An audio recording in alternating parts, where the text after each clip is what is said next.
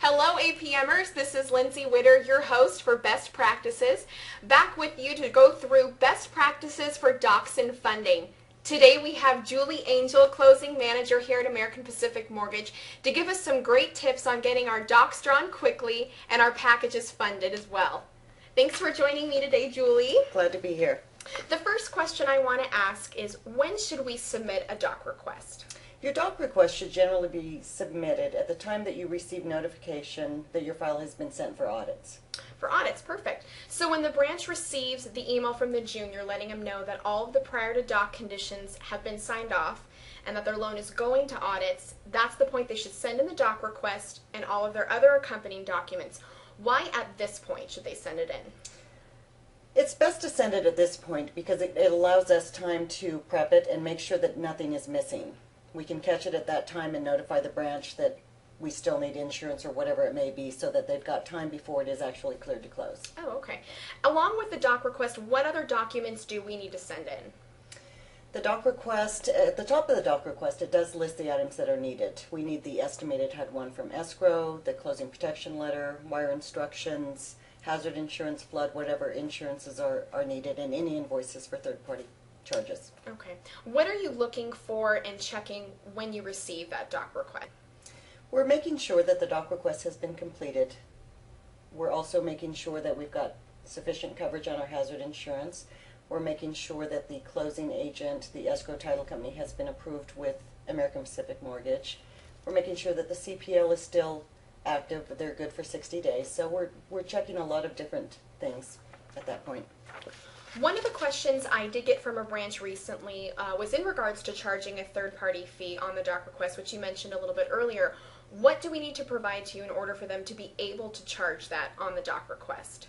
All we need is an invoice from that third party, Invoice. and then they can make sure that it's shown on the doc request. Okay. So your team's checking a lot of things before docs can go out, and I can see why you're suggesting that they do that when the file goes to audit so you can avoid any delays if there's something missing or that needs to be changed. So I know that there's certain situations that warrant a rush request. How would you prefer a rush be requested to you, and what does your team look at when you're accommodating a rush? There are several options for requesting a rush. You can either notify myself, or Ned Payant, or your concierge, or the Northwest Brandon Dwyer. As far as what we're looking for, we're looking to see that it is actually a rush, that there is a situation that warrants putting it ahead of all the other. Okay. Can you talk a little bit about identifying the impounds on the doc request? That's a good question, Lindsay. There is a section on the doc request that asks if the loan has impounds. Once you complete that section, we do compare that to the lock. If you're asking for us to draw the docs with impounds, but the loan is locked without impounds, there is a price adjustment that takes place. So we need to make sure that they do match. Okay. How does your team handle notifying the branch if there's a cost to cure at this point? The doc drawer will notify the branch as soon as they realize that there is a cost to cure. So as soon as they know what it is, they will notify the branch, let them know the amount. There's not a lot we can do about it at that point, but they will be notified. Okay. What would you recommend the branch do on their doc request if they have an FHA payoff? There is a section on the doc request that asks if there is an FHA payoff. So they should just mark that, and obviously at the end of the month that's critical that they do make sure that they do complete that section. Okay. When docs are sent out, who gets a copy of that set of docs? Anyone listed on the doc request. There's 3 different areas on the doc request. There's the processor's email address, the loan officers, and then escrow. So if all 3 of those places are completed, all 3 of those entities will receive a copy. Oh, wonderful. Once docs are drawn, when does the team complete that verbal VOE?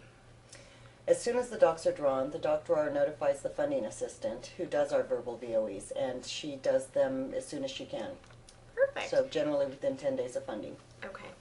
Thank you for the information on docs. Let's say the docs have been drawn at this point, the borrowers have signed, and the funding package has come back to the home office, which I know is really important. We have to get all of the funding packages back before we can review them. Can you tell us a little bit about what happens when the funding package comes back and is received back here, and what your team does to get that file prepped for the funder? Sure. The package comes back, it is logged into Mortgage Builder, at which point the branch receives a notification that says your package has been received. Once that has happened, our funding assistant preps the collateral package, gets that ready, puts the file in the drawer, and they are pulled on a first-come, first-served basis. So what is the turn time for a package to be reviewed at this point? It's basically the same as with docs. If we receive the package by noon, it will be reviewed by the end of business the next day. Right now, we're pretty much running same day or next morning for reviews. And if anything changes, obviously, again, Absolutely. go use the web portal. Yes. Okay. So if someone needs to request a rush at this point when the funding package does come back, how do you guys look at it for the funding review section part? How do you look at what needs to be in the package or what needs to happen prior to approving that? The process is the same. Same people would be notified as you would for a doc request. We would be looking to make sure that the sellers have signed, that the borrower has submitted their funds to close, that any UTRs that were on the approval have been attended to. So things like that are what we're looking at before we'll actually approve the request. Okay, and volume as well, I'm sure. Absolutely. Okay. Volume dictates that. Okay, wonderful. Once the package has been reviewed, how do we send funding conditions to you?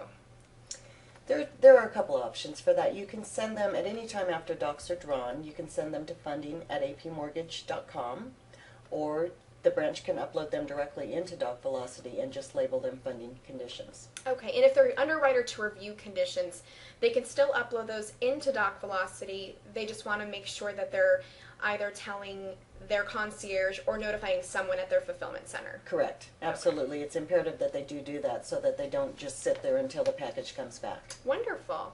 So when the file is assigned to a funder and then the funder reviews that package, what happens after it's been reviewed? After the funders reviewed the package, they will notify those same entities, again, the processor, loan officer, and escrow company, of any outstanding items that they need to fund the loan. And if we receive all of those items by 3 o'clock, we will be able to set it up for next day wire. Oh, great. So they need to send those conditions directly to the funder at that point. Is it important if they send, one at a time as they're getting it, or would you guys prefer it all at once? Due to volumes, it is best to send them in all at once so that the funder doesn't have to just keep going back and touching that file over and over. Wonderful. I know you mentioned the cutoff is 3 o'clock for funding the next day. Once we've funded, how does the funder communicate that to escrow and to our branch? The funder will always notify escrow to make sure that they're ready to receive funds. And once they know that for certain, they will prepare the funding breakdown, send that to escrow, send it to the loan officer and the processor so everybody is aware that the loan has been set up for wire. Okay. I think it's a good time, too, if there is any question or if any changes on the fees or credits at this point, how do they notify the funder? The lender credit is the most critical. Okay. If the lender credit changes at funding and the loan officer is aware of that, they do need to let their funder know so that we fund the loan correctly. Okay. After the funder has sent out the funding breakdown and informed all the parties that the loan is ready to fund, what happens to the file after that?